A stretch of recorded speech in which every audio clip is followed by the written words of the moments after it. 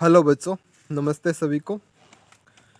तो आज मैंने सोचा कि आपसे रूबरू हुआ जाए ऑनलाइन प्लेटफॉर्म पे, आपको कोई टॉपिक समझा दिया जाए।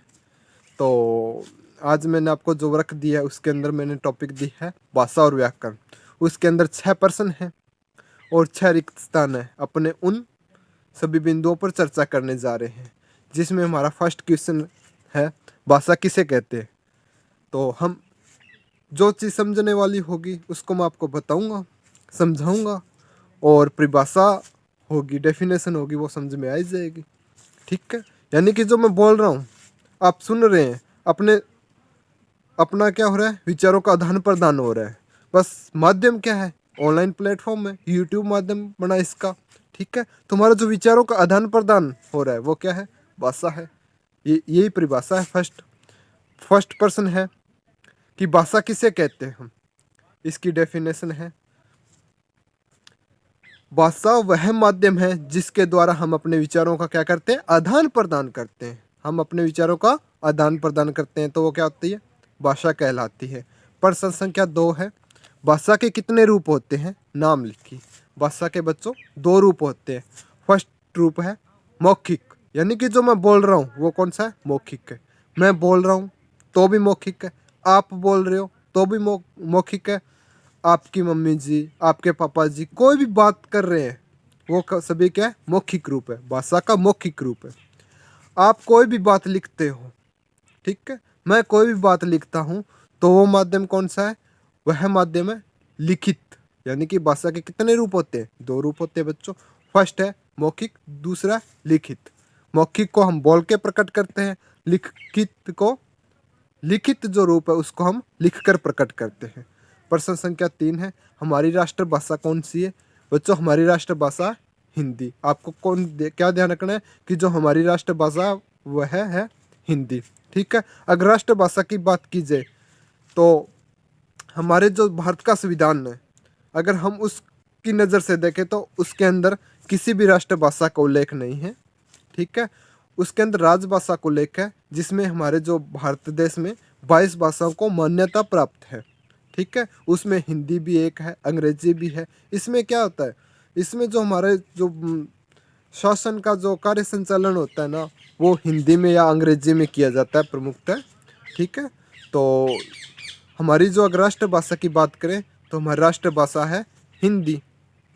ठीक है, आपको इतना ध्यान रखना है। लेकिन ये भी बात ध्यान रखनी है कि हमारे जो भारत का संविधान है उसमें किसी भी भाषा को राष्ट्रभाषा का दर्जा प्राप्त नहीं है। ठीक है, जो हमारा प्रश्न नंबर 4 है, अगर हम भाषा का प्रयोग करना बंद कर दे तो क्या होगा। अगर मैं आपको कक्षा में बोलता हूँ कि आप चुप रहें, आपको कुछ भी नहीं बोलना, तो वो क्या हो जाएगा, आप अपनी बात को प्रकट नहीं कर पाएंगे। मैं आपको बिल्कुल साइलेंस करवा दूँ, मैं बोलता हूँ कि आप चुप रहो, बिल्कुल कुछ भी नहीं बोलना, तो यानी कि आपका जो भाषा का माध्यम है वो बंद हो जाएगा। तो क्या होगा, आप अपनी बात को बता नहीं पाएंगे, एक्सप्रेस नहीं कर पाएंगे, आप मेरे से संवाद नहीं कर पाएंगे, आप किसी अन्य व्यक्ति से संवाद नहीं कर पाएंगे। तो हमारा जो प्रश्न नंबर 4 है, अगर हम भाषा का प्रयोग करना बंद कर दें तो क्या होगा, इसकी डेफिनेशन है, अगर हम भाषा का प्रयोग करना बंद कर दें तो हम अपने विचारों का आदान प्रदान नहीं कर पाएंगे, या अपने विचारों का आदान प्रदान संभव नहीं होगा। आपको क्या ध्यान रखना है, आपको बस इतनी सी बात ध्यान रखनी है कि अगर हम अपने विचारों का आदान प्रदान बंद कर दे तो अगर हम भाषा का प्रयोग बंद कर देते हो, क्या अगर हम भाषा का प्रयोग बंद कर दे तो हम अपने विचारों का क्या है, आदान प्रदान नहीं कर पाएंगे। बस यही हमारे प्रश्न संख्या 4 था। प्रश्न संख्या 5, हिंदी दिवस कब मनाया जाता है। हिंदी दिवस आपको बुक में मिलेगा 14 सितंबर को मनाया जाता है। लेकिन आपको 2 बात ध्यान रखनी है, 14 सितंबर को मनाया जाता है। कौन सा हिंदी दिवस मनाया जाता है, हमारे जो भारत है उसके अंदर, जो ये दुनिया, इसके अलग अलग देशों में अलग अलग तरह के दिवस होते हैं। जैसे अगर बहुत सारे दिवस होते हैं वैसे तो, अगर हम लैंग्वेज की बात करें तो हमारा जो राष्ट्रीय हिंदी दिवस है वो 14 सितंबर को मनाया जाता है। राष्ट्रीय यानी कि जो भारत का हिंदी दिवस है वो 14 सितंबर को मनाया जाता है। ठीक है, अगर हम बात करें विश्व हिंदी दिवस को तो वो कल ही था बच्चों। कब, कल, यानी कि कल 10 जनवरी थी। कल हमारा कौन सा दिवस था, विश्व हिंदी दिवस। कौन सा, विश्व हिंदी दिवस। तो अगर बात की जाए विश्व हिंदी दिवस कब मनाया जाता है तो 10 जनवरी को। ठीक है। अगर राष्ट्रीय हिंदी दिवस कब मनाया जाता है इसकी बात की जाए तो राष्ट्रीय हिंदी दिवस मनाया जाता है 14 सितंबर को। अगला हमारा क्वेश्चन है व्याकरण क्या है। भाषा को शुद्ध रूप से, कोई भी भाषा होती है उसको शुद्ध रूप से लिखना होता है।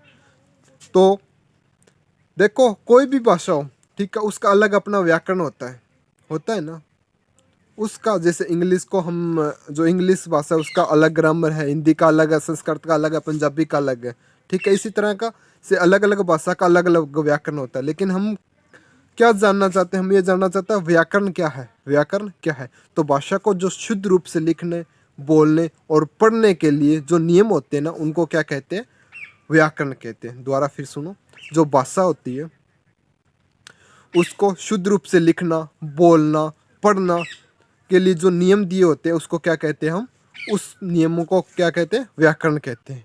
अब हमारे जो 4 क्वेश्चन है वो है रिक्त स्थान की पूर्ति करो। फर्स्ट है उर्दू भाषा की लिपि खालिस्तान है, तो खालिस्तान में क्या आएगा, उर्दू भाषा की लिपि है फारसी। प्रश्न संख्या 2, व्याकरण भाषा के खालिस्तान रूप की जानकारी देता है। तो व्याकरण भाषा के खालिस्तान रूप की जानकारी देता है। तो अभी हमने चर्चा की, किसमें चर्चा की, प्रश्न संख्या 6 में व्याकरण क्या है, भाषा को शुद्ध रूप से लिखना। तो शुद्ध रूप से लिखने की जानकारी देता है। व्याकरण किस चीज़ की जानकारी देता है, भाषा के शुद्ध रूप की जानकारी देता है।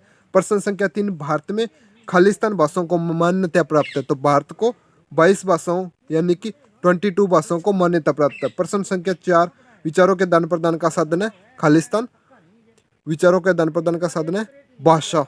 ओके बच्चों, बाय।